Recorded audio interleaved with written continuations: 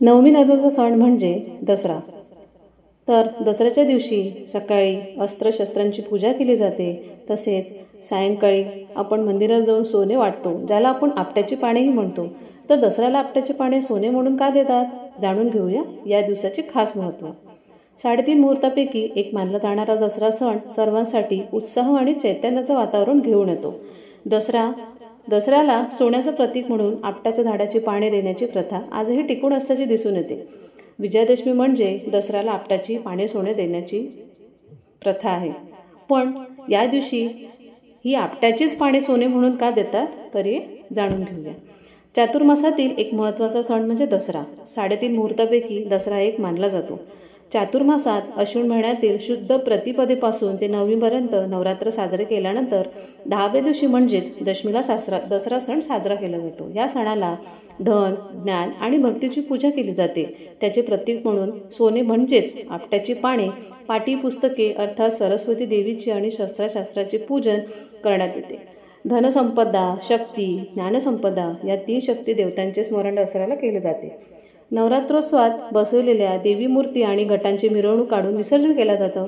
दसऱ्याला सोन्याचे प्रतीक म्हणून आपट्याच्या झाडाची पाने देण्याची प्रथा आजही टिकून असल्याचे दिसून येते। विजयादशमी म्हणजे दसऱ्याला आपट्याचेच पाने सोने म्हणून का देतात, तर दसरा शब्दाची एक व्युत्पत्ती दशहरा अशी आहे। दश म्हणजे 10 आणि हरा म्हणजे हरले आहेत। दसऱ्याच्या आधीच्या 9 दिवसात म्हणजेच नवरात्रात देवीच्या शक्तिरूपांनी 10 दिशांवर विजय मिळवला असे सांगितले जाते। विजयाच्या संदर्भात या दिवसाला दशहरा, दसरा आणि विजयादशमी अशी नावे आहेत।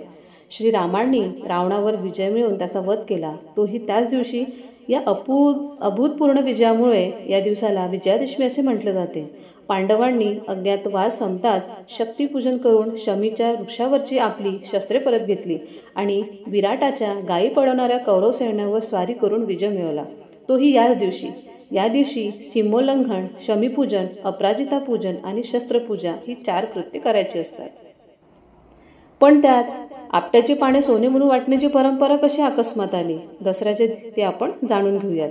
दसऱ्याच्या दिवशी इष्टमित्रांना, आप्तेष्टांना, नातेवाईकांना आपट्याची पाने सोने म्हणून वाटण्याची प्रथा महाराष्ट्रात आहे। या प्रथेला ऐतिहासिक महत्त्व आहेच।